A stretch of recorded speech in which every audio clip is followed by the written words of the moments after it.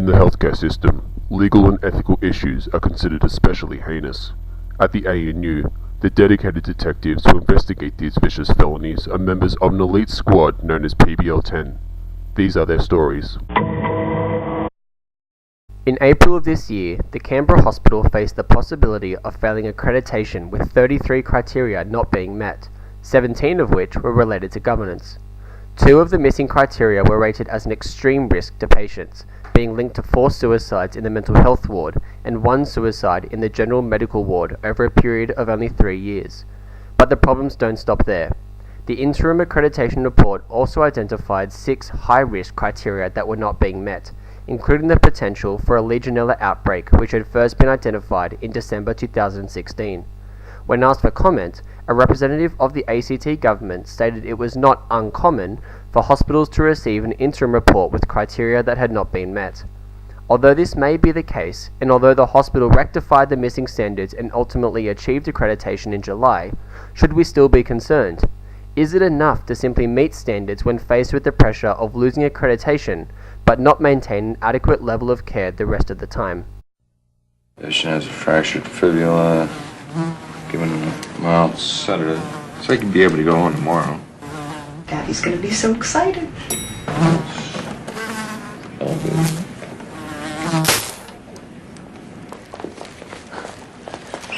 That killed him.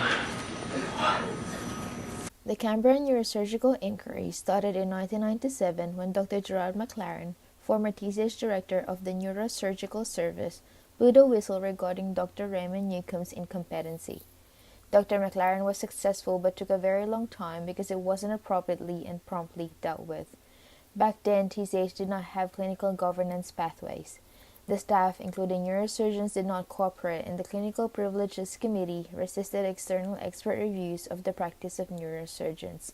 When the report was completed, it was suppressed by the Health Complaints Commissioner and the hospital management in that Dr. McLaren and the patients involved weren't able to access it.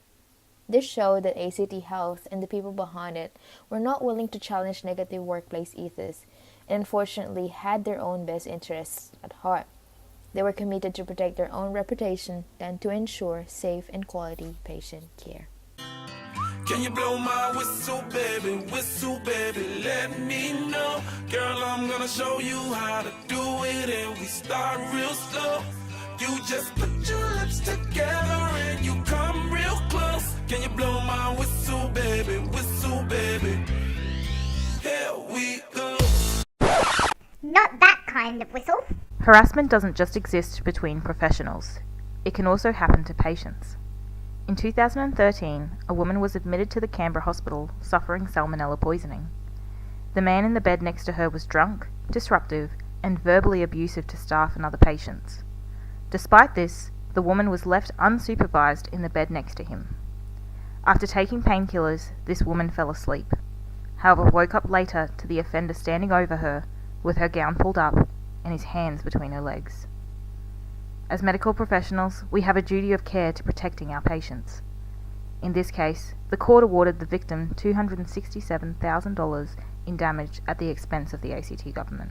Harassment within Canberra hospitals is unfortunately still a very real issue. A draft report revealed that 49% of trainees, medical graduates, and fellows had been subject to discrimination, bullying, and sexual harassment. It was found that women trainees and junior surgeons reported feeling obliged to give their supervisors sexual favours to keep their jobs. However, there is concern reporting these behaviours due to consequences of the victim's career. Luckily, Dr. Imogen Mitchell is here to save us all and launched a new campaign to stamp out bullying and sexual harassment in the medical profession. A guide is provided to students to inform them of the appropriate course of action if they experience these events. A significant issue is how these complaints are dealt with. The Territory's recent audit discovered that most senior executives failed to effectively manage a series of misconduct and bullying complaints. It was suggested that claims and key discussions were not adequately documented. It's all I ever... Maybe lose the jumper. Sorry? The jumper. And the shirt. The shirt, why? And the rest of it. Was that really necessary? It's the character. Well, she's a doctor. Yes, and it's very hot. In the hospital. In South London. Exactly. It says here that it's November. The heating's broken. NHS cuts. And she's trying to operate, but all this stuff keeps getting in the way. Her clothes. Yes, her clothes. Could we just... The ACT government has been ordered by the Civil and Administrative Tribunal to pay Dr. Quinlan Wang $40,000 after the intern policy in place at Canberra Hospital discriminated against him on the grounds of his race. Dr. Wang migrated to Australia in 2001 with 16 years' experience, a master's degree in neurology, and time as a director of the neurology department in northeast China.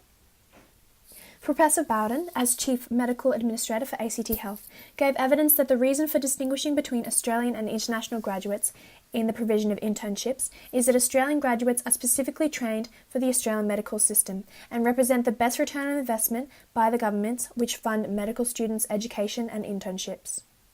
Following concerns put forward by the ACT government regarding Mr. Anforth's bias in relation to a daughter and a medical college and publicly expressed beliefs that racism existed already within the community, the case was presented to the ACT Supreme Court to have Mr. Anforth removed from having further part in the case regarding Dr. Wang. However, this was dismissed.